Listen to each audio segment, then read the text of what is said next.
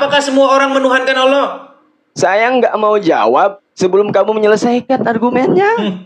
Karena nama juga diskusi. Baik, begini ya Bang ya. Kenapa Anda mengatakan, buru-buru mengatakan bahwa Anda tidak menuhankan Allah? Karena Anda tidak menuhankan Muhammad. Karena bahkan Anda tidak tahu definisi menuhankan itu apa. Menuhankan itu di dalam bahasa Arabnya menjadikan dia ilah. Ya kan? Nah, apa pengertian menjadikan sesuatu itu menjadi ilahmu? Karena banyak orang yang mengilahkan yang lain. Ada orang yang mengilahkan uang, ada orang yang mengilahkan ulamanya, ada orang yang mengilahkan manusia, ada orang yang mengilahkan Allah. Nah, makanya kita harus bicara dulu apa itu mengilahkan atau menuhankan. Nah, sebenarnya ada rujukannya di dalam Al-Quran, yaitu di dalam Quran surat Al-Jathiyah ayat yang ke-23. Apa di situ dikatakan? Mereka menjadikan hawa nafsunya sebagai ilahnya, sebagai Tuhannya di dalam terjemahannya. Betul? Betul? Lanjutin, saya nggak akan jawab. Nah, makanya berangkat dari ayat itu, mari kita simpulkan apa itu menuhankan. Ketika Al-Quran mengatakan mereka menuhankan hawa nafsunya, apakah mereka sholat? Oh, hawa nafsu. Oh, hawa nafsu. Apakah begitu? Tentu tidak. Apakah orang yang menuhankan hawa nafsunya berpikir, beranggapan bahwa hawa nafsunya adalah pencipta langit dan bumi? Tentu tidak. Mengilahkan hawa nafsunya artinya membuat dirinya takluk, tunduk, dikuasai oleh hawa nafsunya. Mengilahkan iblis artinya membuat dirinya takluk, membuat dirimu takluk kepadanya, membuat dirimu tunduk kepadanya, dan membuat dirimu dikuasai, dikendalikan olehnya. Atau bahasa singkatnya adalah membuat dirimu menjadi hambanya. Itu sebenarnya menuhankan. Nah, ketika seorang muslim, saya tanya dulu nih, membuat dirinya takluk kepada syaitan, membuat dirinya dikuasai oleh syaitan, taat tunduk menjadi hambanya syaitan, maka menurut Al-Quran itu Anda sudah membuat syaitan menjadi Tuhan Anda, mengilahkan dia. Nah sekarang, apakah umat muslim mengilahkan Muhammad? Nah ini pertanyaan bagus. Jawabannya sudah pasti iya. Karena apa? Karena kalian menyerahkan ketaklukan, ketundukan, kepatuhan kepada seorang manusia yang bernama Muhammad. Makanya kalian menjadikan Muhammad sebagai ilah kalian. Apa buktinya? Buktinya Muhammad mengendalikan kalian. Masuk kamar mandi harus pakai kaki kiri, kaki kanan. Keluar pakai kiri atau kaki kanan. Ya kan? Pagi-pagi jam 5 ambil air, kumur-kumur ke dalam mulut. Begini, lalu begini. Siapa yang membuat Anda seperti itu? Bukankah Muhammad? Nah, makanya saya ada gambar bagus seperti ini. Nah, ini supaya Anda mengerti. Nah, ini. Siapa yang mengendalikan seorang muslim? Nah, setelah saya pelajari agama Islam, Bang, setelah saya dalami agama Islam itu sampai dalam, ternyata saya dapati bahwa hidup seorang muslim itu dikontrol, dikendalikan oleh seorang manusia yang sudah meninggal, namanya Muhammad. Silakan, Anda tanggapi. Baik. Jadi kalau misalkan mau framing saya, insya Allah saya akan terus berpegang teguh kepada keyakinan saya sendiri ya. Karena di sini banyak sekali kaum muslimin ya, Masya Allah, Tabarakallah. Banyak sekali di sini pendukung Edis TV. Masya Allah, saya salut sekali dengan Bang Edis ya. Baik, teman-teman semuanya, silakan teman-teman dibuka surat Al-Kahfi ayat 110. A'udzubillahi minasyaitonirrajim. Bismillahirrahmanirrahim. Qul innama ana basyarum mithlukum yuha ilayya annama ilahukum ilahu wahid. Di situ dikatakan, artinya katakanlah. Ini kalimatnya fi'il amr. Jadi Allah Subhanahu wa ta'ala menyampaikan kepada Nabi Muhammad untuk menyampaikan bahwa dirinya adalah seorang manusia biasa.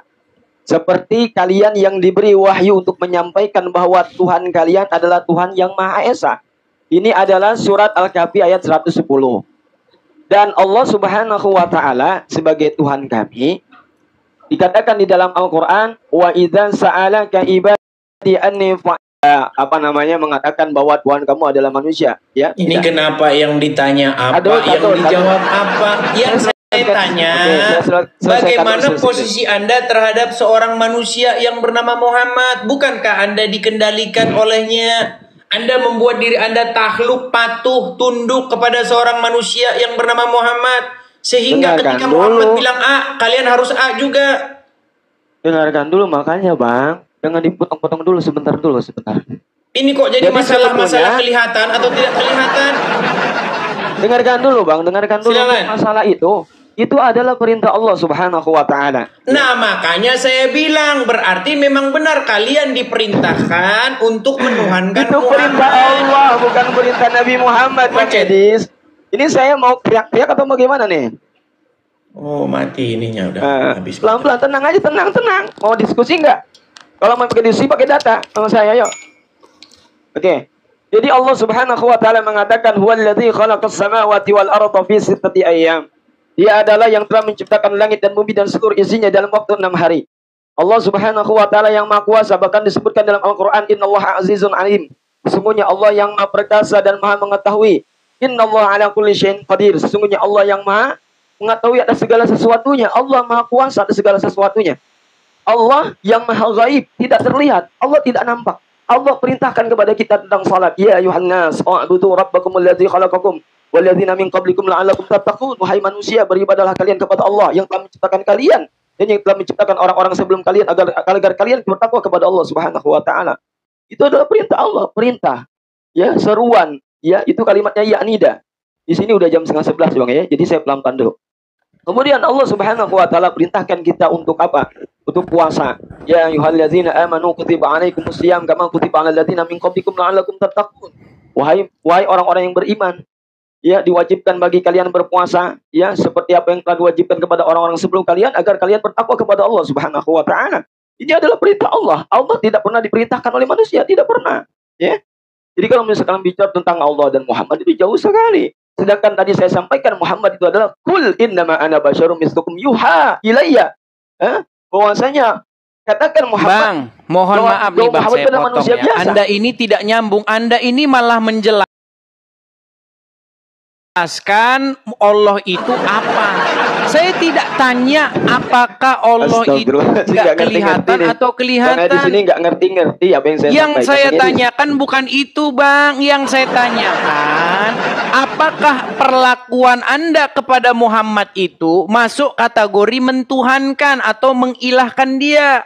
Makanya tadi saya sudah panjang lebar menjelaskan apa itu mengilahkan. Saya kasih contoh. Begini. Saya orang Kristen. Bagaimana saya memperlakukan Bapa di sorga? Bagaimana saya memperlakukan Yesus? Bagaimana saya memperlakukan Roh Kudus?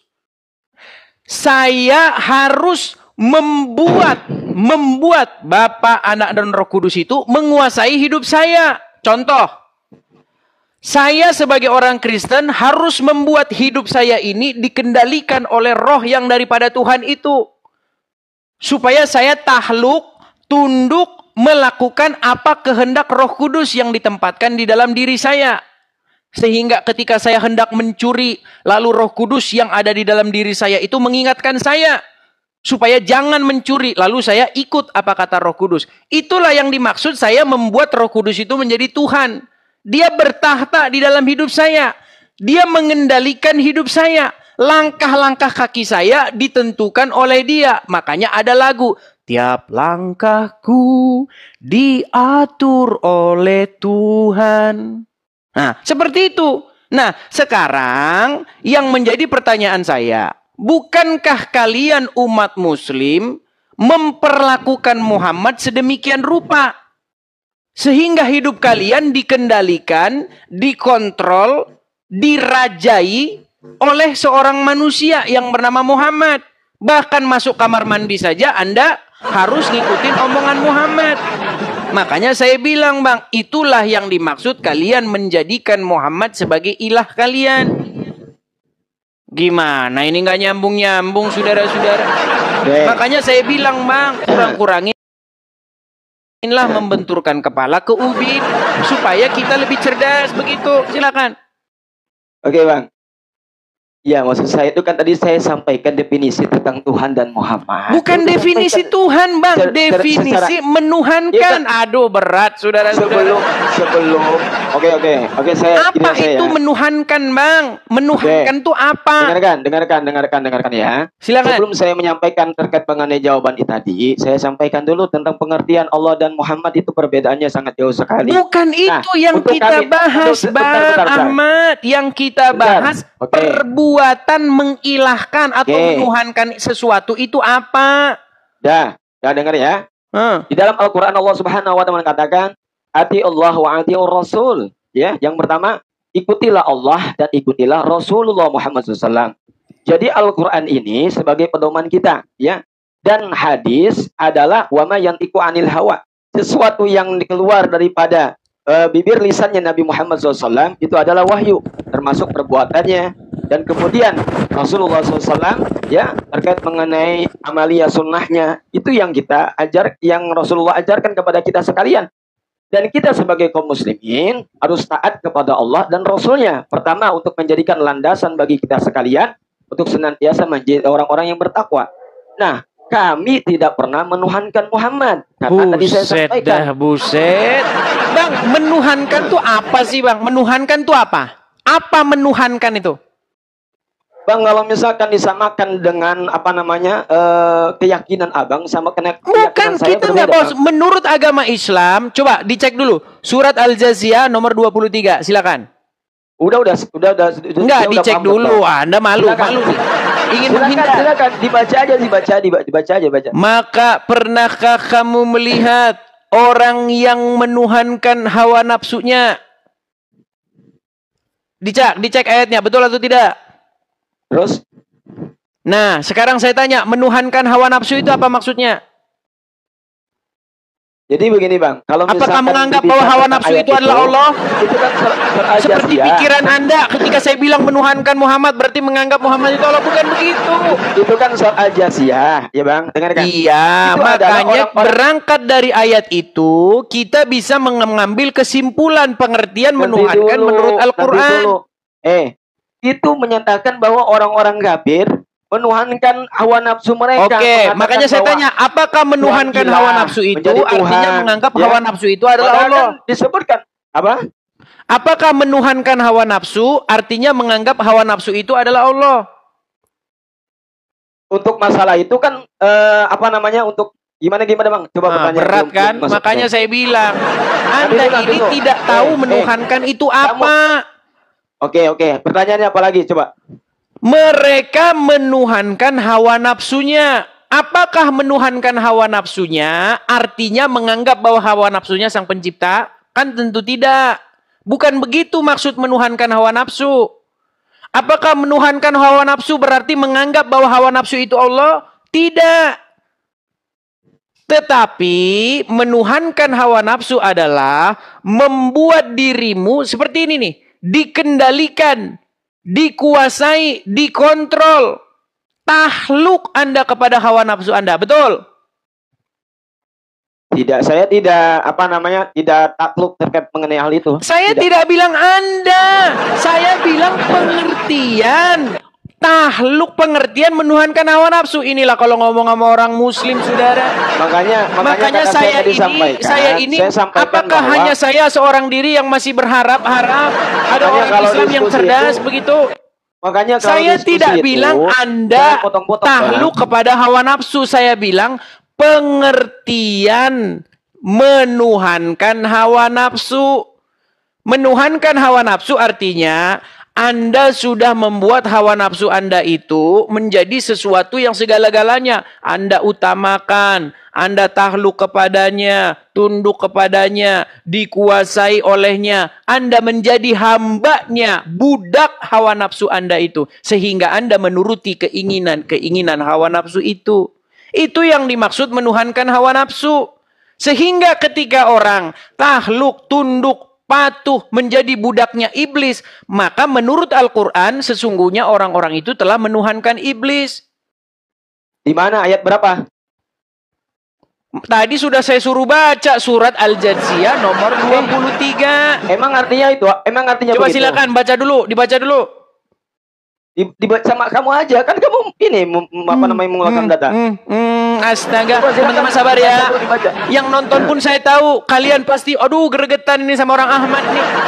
Karena apa? Karena memang, mohon maaf, survei membuktikan jikalau kepala sering terbentur ke ubin akan menurunkan IQ. Betul. Makanya kalau punya kepala jangan sering dibentur-benturkan ke ubin. Karena itu akan menyebabkan intelijensi. Ayat berapa tadi? Ayat berapa? 23. Coba. Gimana artinya? Saya pengen dengar. Maka pernahkah kamu melihat orang yang menjadikan hawa nafsunya sebagai Tuhannya? Betul. Lanjut. Nah, poinnya adalah ada orang yang menjadikan hawa nafsu sebagai Tuhannya. Betul. Dulu Bang. Tadi kamu mengatakan bahwa iblis dijadikan Tuhannya. Mana? Enggak ada di sini. Saya di situ hawa nafsu dijadikan Tuhan. Enggak ada. Tadi kamu salah menyebutkan. Coba. Betul tidak di situ hawa nafsu dijadikan Tuhan? Allah. Lihatin. Tadi kamu mengatakan bahwa iblis jadikan Tuhan. Mana di sini ada nggak? Iya, berangkat dari ayat itu berarti salah, kalau orang Bang Edis, kamu salah. Berangkat dari ayat itu berarti ada nggak orang yang menuhankan iblis? Di sini dikatakan, maka pernahkah kamu melihat orang yang menjadikan hawa nafsunya sebagai Tuhannya? Oke. Allah membiarkan berdasarkan ilmunya. Allah telah mengunci mati pendengaran dan hatinya dan meletakkan tutupan atas penglihatannya. Ini berkaitan dengan surat Al-Baqarah. Khatamallahu ala qulubihim wa ala sam'ihim wa ala absarihim ghishawatu wa lahum adzabun adzim. Tadi kamu mengatakan bahwa iblis jadikan Tuhannya. Mana enggak? Oke, baik. Sudah bisa saya tanggapi. Silakan nyalakan kamera Anda kembali. Ya, kalian akan melihat bagaimana kualitas seorang muslim.